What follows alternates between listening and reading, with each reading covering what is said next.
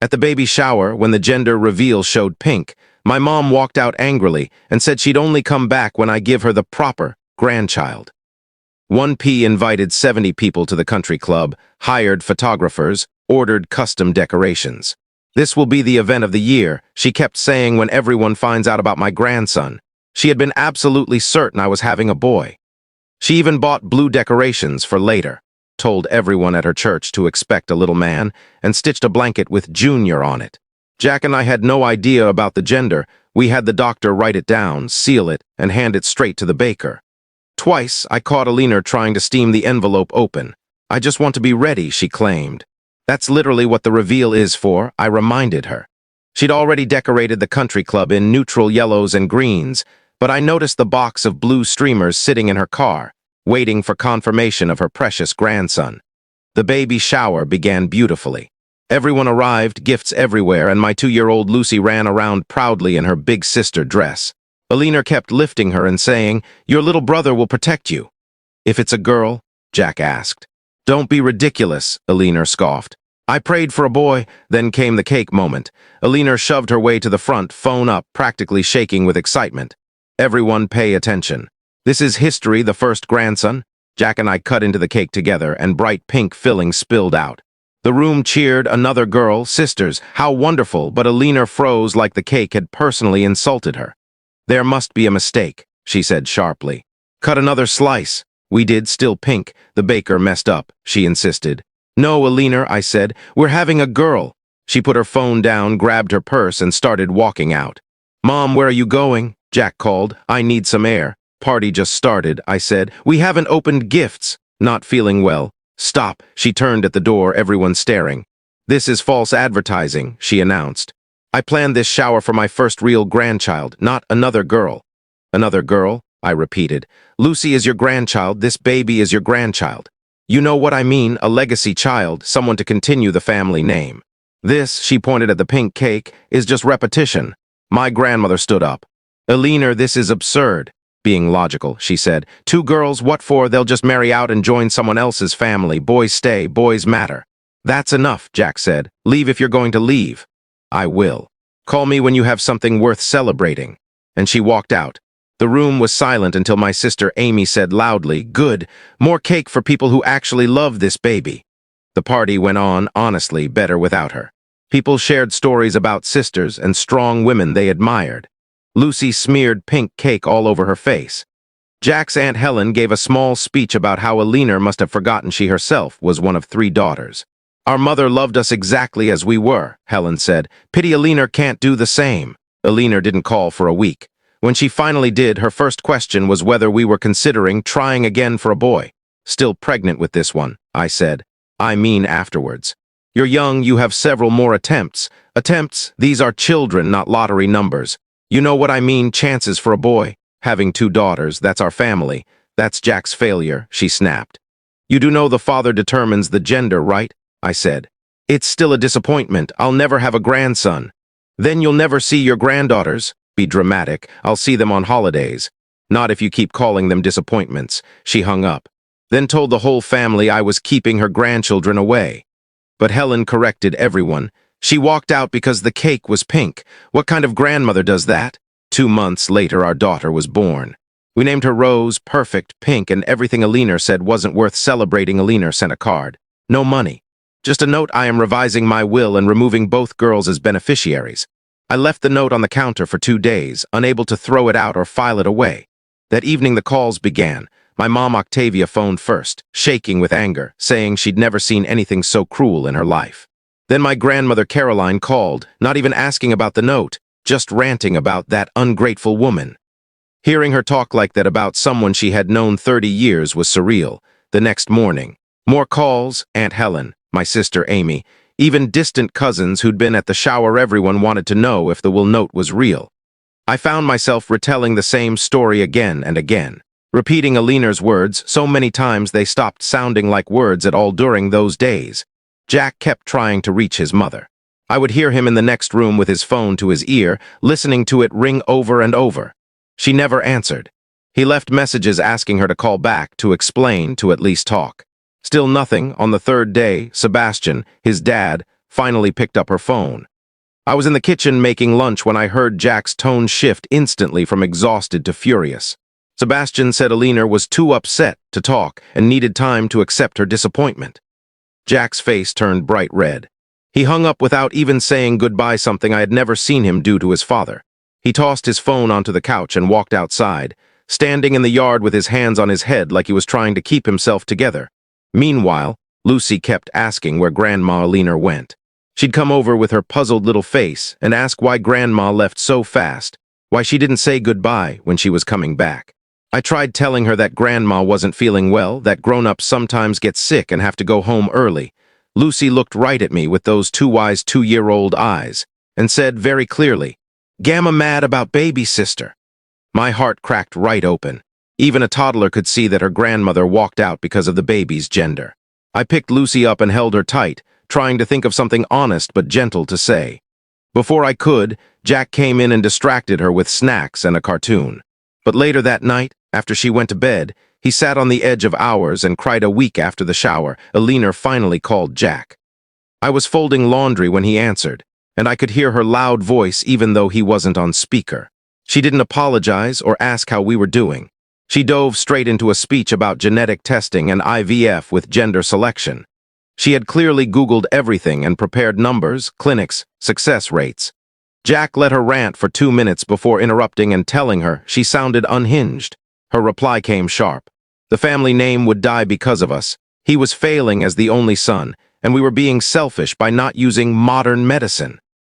Jack hung up without another word and stared at his phone like it betrayed him. I tried to shift my focus to preparing for Rose, setting up the nursery, washing tiny pink outfits, assembling furniture. But Alina's voice kept echoing in my mind. The idea that my daughters were somehow less than sons didn't have made my stomach twist. I'd be folding onesies and suddenly remember her calling 2 girls redundancy. Or I'd be arranging the crib and hear her say, real grandchild. Like Lucy didn't count and Rose wouldn't either. Jack found me crying in the nursery more than once. He would just hold me, because honestly, what could he even say? His mother had made her opinion of our family painfully clear one afternoon. Helen called while I was sorting baby blankets. She was furious. Alina had been spreading stories at church. Apparently she was telling people I refused to try for a boy, that I was intentionally ending the family line, that I disliked male children. Helen said she'd already corrected everyone there and wouldn't let Alina twist the story to make herself the victim. I thanked her, but I felt worse knowing Alina had gone public with her bitterness 2 days later. My sister Amy showed up with Chinese takeout and found me crying in the nursery again. She didn't ask anything, just set the food down and hugged me.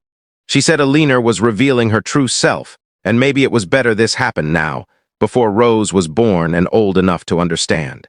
Amy reminded me that Lucy was still young enough to forget most of this, and that we still had time to protect both girls from Alina's toxicity.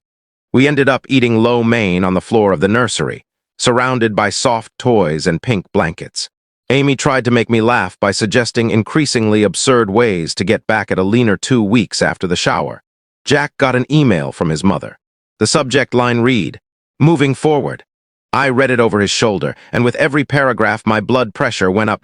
It was pages of what she considered her reasonable expectations, including that we must try for a boy within 2 years of Rose's birth.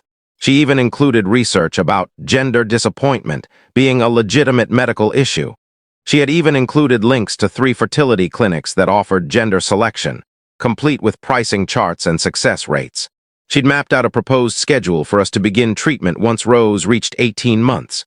The entire message read like a business memo, bullet points, deadlines, and assigned tasks. Jack stared at the email for a long time before typing a reply. What he wrote was short but devastating. He told her fixation on having a male grandchild was disturbing and blatantly sexist. He reminded her that she herself was a daughter, that her own mother had 3 girls, and asked if she believed her mother had considered her worthless. He told her our family was complete with 2 daughters, and that we weren't having additional children just to satisfy her fantasies about legacy and family names. He told her to reflect on why she placed more value on boys than girls. He hit send before I could read the whole thing, then shut the laptop and walked away. Alina didn't email him back. She called Sebastian crying. And then Sebastian called Jack. asking what on earth he had said to upset his mother so badly. I could hear Sebastian through the phone, pleading with Jack to apologize so the family could keep the peace, insisting Alina was devastated and felt attacked. Jack's jaw clenched, and he told his father plainly that she owed us the apology. She was the one who had left a baby shower, threatened to cut her granddaughters out of her will, and acted like they didn't count as real family. Sebastian tried the same excuse again. She's just disappointed. And Jack cut him off, saying disappointment didn't justify cruelty and that being upset never gave someone permission to reject children. Sebastian sighed and said he would try talking to Alina, but Jack told him not to bother unless it involved her apologizing and changing her behavior. After they hung up, Jack looked completely drained, like standing up to his parents had taken every bit of strength he had. 3 more weeks passed until my next doctor's appointment. And during that time, I tried hard not to think about Alina's email or the threat about the will. At 7 months pregnant, I was supposed to be focusing on welcoming Rose, not fighting off the stress caused by my mother-in-law's hostility toward both my daughters. The appointment started normally, but the nurse took my blood pressure twice and said she needed to get the doctor. My doctor came in looking worried and told me my blood pressure was higher than it should be at this stage. She asked about stress, and I tried to shrug it off, but then I just burst into tears right there on the exam table. I told her everything, Alina leaving the shower, the will, the email about gender selection. All of it spilled out while I sat there in a paper gown feeling overwhelmed and embarrassed. My doctor listened and then explained that emotional stress can seriously affect pregnancy, and that blood pressure this high so late could lead to complications. She told me to reduce stress if possible and start monitoring my blood pressure at home daily. That felt impossible when Alina kept creating new problems. I left feeling scared and furious, scared for Rose, and furious that Alina's actions were literally showing up in my medical charts 2 days later. Helen called and invited us to her house for a family meeting. She said clearly that Alina was not invited and that she'd gathered aunts, uncles, and cousins to address the situation. Jack was anxious about it, but I wanted to know if everyone else saw how bad this was or if I was overreacting. We arrived Saturday afternoon to a house full of relatives, all tense, but determined. Helen started by explaining why she had called everyone together. She talked about Alina's behavior at the shower and afterward, saying it had crossed multiple lines. Then everyone began sharing their own experiences with Alina, and I realized her behavior wasn't new, it had been happening for years. Jack's uncle described how she tried to control his wedding, demanding specific venues and guest lists. An aunt mentioned how Alina criticized her parenting constantly, always implying she knew better. A cousin talked about Alina refusing to attend her college graduation because she chose a major Alina didn't approve of. Each story built the same picture. A woman who needed absolute control and reacted badly to anything that didn't match her expectations. I listened feeling a strange blend of relief and sadness. Relief that I wasn't imagining things. Sadness that Jack had grown up thinking this was normal. Then Jack's cousin shared something that made everyone fall silent. He said Alina had done something nearly identical years earlier when his sister had 3 daughters. Alina made comments about wasted pregnancies and kept asking when they would try again for a boy. Her criticism got worse with each girl, and eventually his sister stopped taking her daughters around Alina at all because the favoritism and rejection were so obvious. His parents had cut off contact with Alina for 2 entire years. Because of it, Jack's face went pale as his cousin talked, and I could see him finally understanding everything. He'd been too young to remember the details back then, but hearing the full story now made it clear. Eleanor had always valued boys over girls. It wasn't about our daughters specifically. It was a long-term pattern. His hands were shaking as he stepped outside, and Helen followed. When they returned, Jack looked like he'd cried but seemed more determined than he'd been in weeks. He thanked everyone for sharing their experiences and said it proved that protecting our daughters wasn't an overreaction. It was necessary. We went home quietly, still processing it all. 3 weeks before my due date, I was in the nursery when the doorbell rang. Jack answered, and I heard Eleanor acting cheerful, like nothing had happened. She held out a gift bag decorated with blue ribbons on purpose. Inside was a book about raising boys and a note about gender selection clinics, offering to help us pay for the procedures. Jack's expression shifted from confusion to anger. He told her she wasn't welcome until she could love all her grandchildren, not just imaginary grandsons. She got angry, called us ungrateful, and stormed off saying we'd regret it. After Jack closed the door, he broke down, and that night we both cried. He said it felt like losing a parent he thought he knew and finally seeing who she truly was. The next day, Lucy found her big sister dress and wore it proudly, practicing with her baby dolls and talking to my belly about Rose. Watching her made the rejection hurt even more because she deserved a grandmother who loved her unconditionally. I took pictures, wanting to keep this moment before she was old enough to understand any of it. Later, my grandmother Caroline called, furious. She'd run into a Lelener, who tried convincing her to pressure us into trying for a boy. Caroline told her she'd raised 3 daughters who turned out just fine, and that maybe a Lelener needed to confront her own misogyny instead of blaming her granddaughters. Caroline told me that Alina had walked out of the store without buying anything, and she wanted me to know in case Alina started bothering other relatives. I thanked her, grateful that at least some grandparents in this family valued daughters just as much as sons.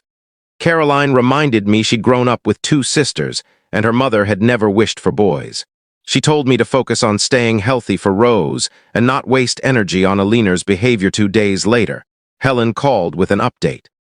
Alina had been uninvited from several family events because people were uncomfortable after hearing what happened at the gathering. She was playing the victim, claiming we'd turned everyone against her, but most people didn't believe it. Too many had seen her walk out over a pink cake or heard her comments about our daughter being redundant. Even some of her church friends were distancing themselves after learning about the gender selection gift. Prudence had apparently said it crossed a serious line. I felt relieved knowing the truth was spreading. That evening, Sebastian called Jack privately. Jack put it on speaker, and Sebastian admitted he'd always known Alina had strong gender preferences but had hoped she'd change once grandchildren arrived. He regretted brushing off her behavior, asking Jack to keep the peace, and assuming love would fix everything. He said he'd tried talking to Alina, but she refused to listen and doubled down on her belief that boys mattered more. He apologized for not standing up sooner.